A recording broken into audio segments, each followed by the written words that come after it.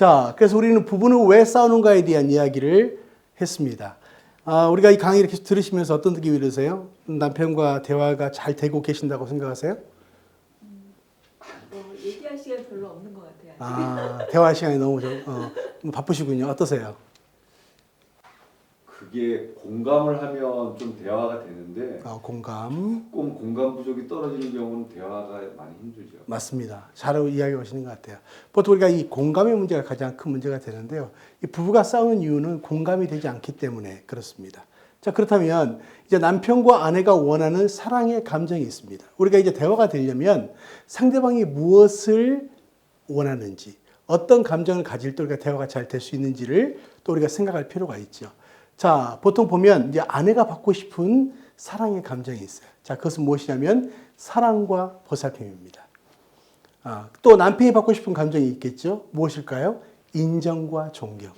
자, 이게 사실 우리가 다 모르는 게 아닙니다. 잘 알고 있는 내용이에요. 그런데 실제로 우리가 상대방에게 이런 감정을 느낄 수 있도록 우리가 친밀감을 가질 수 있는 그런 시간들이 적기도 하고 우리가 모르기 때문에 오는 감정이 있죠.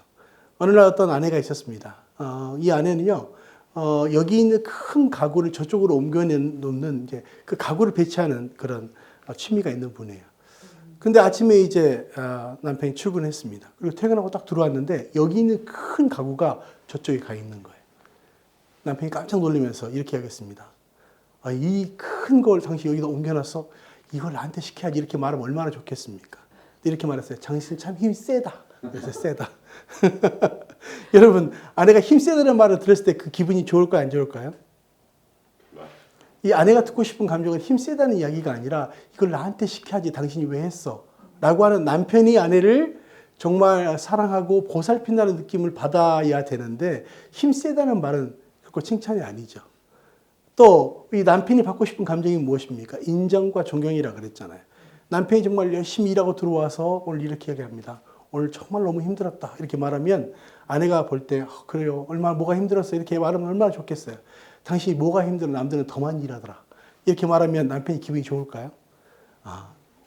남편이 원하는 감정이 아니죠. 뭘 이야기합니까? 정말 남편은 아내가 당신 정말 수고해서 너무 고맙고 그것 때문에 우리가 참 이렇게 잘 살 수 있어서 너무 고마워요. 사실 이런 이야기를 듣고 싶기 때문에 열심히 일하는 것이죠.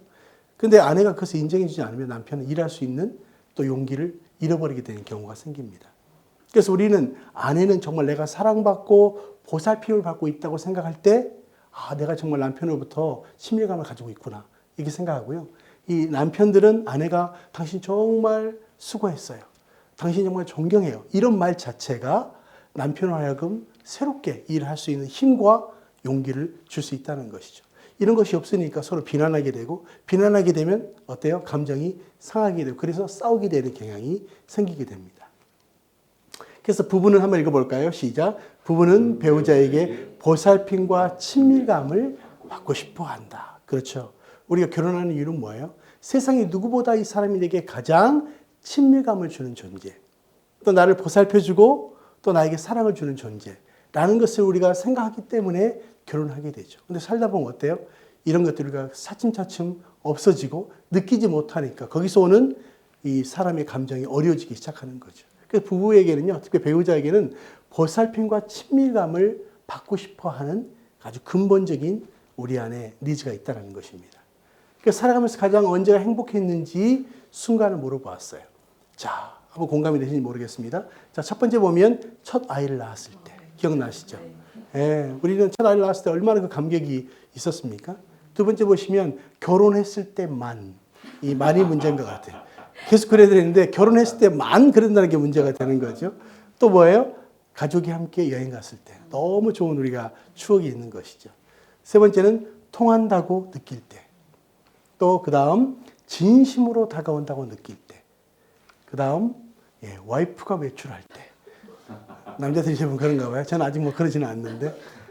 자, 쉽게 말하면 우리가 살아가면서 언제 가장 행복합니까? 라는 순간을 물어봤습니다. 그런데 결론은 무엇입니까? 행복은 감정이 아니라 뭐예요? 관계 속에서 온다는 거예요.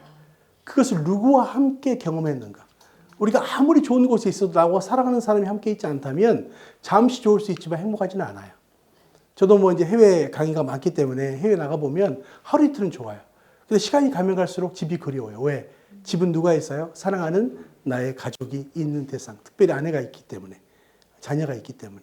그래서 우리가 아무리 좋은 곳에 있어도 관계 속에서 오는 행복이 아니다면 그래서 우리가 잠시 느끼는 것뿐이지 진정한 행복은 아닐 수 있다는 거죠.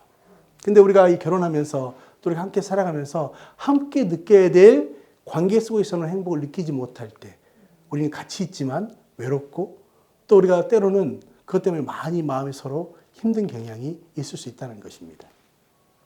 그래서 부부의 사랑은요, 세 가지가 굉장히 중요해요. 여러분, 우리가 이제 결혼도 하셨으니까 이 세 가지가 있는가를 한번 체크해 보셔야 돼요. 자, 첫 번째는 무엇이면 정서적 친밀감입니다. 이 정서적 친밀감이 무엇일까요? 세상에서 누구보다 가장 당신이 나와 친밀감이 있는 존재라고 느끼는 거죠. 어떤 어려움 없이 대화할 수 있고 어떤 어려움도 함께 나눌 수 있는 그런 정서적인 친밀감이 있는 부부. 근데 참 제가 놀라운 건요. 제가 상담을 많이 해보면 어떤 부부가 있냐면 왔는데 서로 눈을 못 맞춰요. 왜? 눈을 맞추면 이게 대화하는 게 굉장히 쑥스럽다는 거죠. 그래서 그 부부는 맨정신으로 이야기해 본 적이 없고 술을 마셔야 꼭 이야기가 된다 그러나요? 그건 정상일까요? 네, 정상이 아니에요. 자, 두 번째는 무엇이냐면 육체적 친밀감입니다. 그러니까 너무나 당연한 거죠. 왜? 부부기 때문에 정서적으로 친밀하지만 육체적으로도 친밀해야 돼요. 자, 세 번째는 무엇이냐면 영적, 스피리추얼하게도 두 사람이 친밀감을 느껴야 된다는 거죠. 정서적, 육체적, 영적. 자, 여러분, 이 세 가지가 다 여러분의 배우자에게 있나요? 어떤 분은 그래요. 뭐 1번 없는데 2번, 3번은 있습니다. 그게 가능할까? 이게 순서입니다. 이게 정서적으로 친밀해야 육체적으로도 친밀하고 육체적으로 친밀해야 영적으로도 하나가 될 수 있다고 이야기합니다. 그래서 만약 우리가 같이 살긴 하지만 1, 2, 3번이 하나도 없다. 그 문제가 있는 거예요. 지금부터 우리가 그런 친밀감을 만들어가는 과정 속에 또 우리가 최선을 다하셔야 됩니다.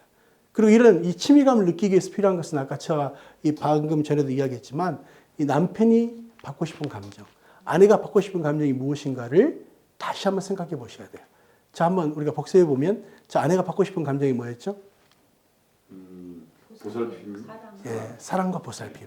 자, 남편이 받고 싶은 감정은? 인정과 존경. 예, 100점이에요. 아, 잘하셨어요. 우리 이걸 알고는 있지만 구체적으로 우리가 어떻게 우리가 서로 표현하는가 굉장히 중요한 부분이겠죠. 그래서 인간이 갖는 기본적인 욕구가 있습니다. 이건 무엇일까요? 식욕입니다. 식욕. 먹고 싶은 것. 자, 두 번째가 무엇일까요? 예, 수면욕. 자고 싶은 우리의 욕구가 있죠. 세 번째가 뭐예요? 성욕. 여러분, 먹고 자고 사랑하고 이 세 가지는 인간에게 있어서 가장 중요한 기본적인 욕구입니다. 그런데 이 세 가지 욕구가 다 중요해요. 그렇지만 부부에게는 한 가지 더 중요한 욕구가 있어요.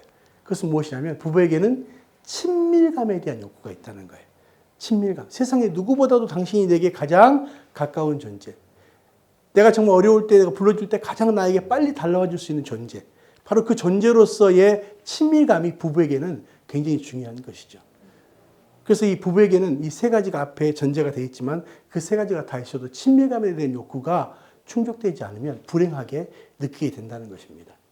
그래서 이 친밀감에 대한 욕구가 좌절이 되면 어떻게 될까요? 분노하게 됩니다. 자, 이 아내들이 분노하게, 남편이 분노하게 되는 이유가 뭐예요? 내가 가지고 있는 나의 생각과 이것들을 잘 받아주지 않거나 욕구를 채워주지 않을 때 우리는 분노하게 돼요. 이 아이들도 보십시오. 말을 못하는 아이들도 아예 뭔가 부모에게 요구하는데 그래서 받아주지 않으면 어때요? 떼쓰죠. 왜? 이 말은 잘 통하지 않지만 내 욕구가 받아들이지 않기 때문에.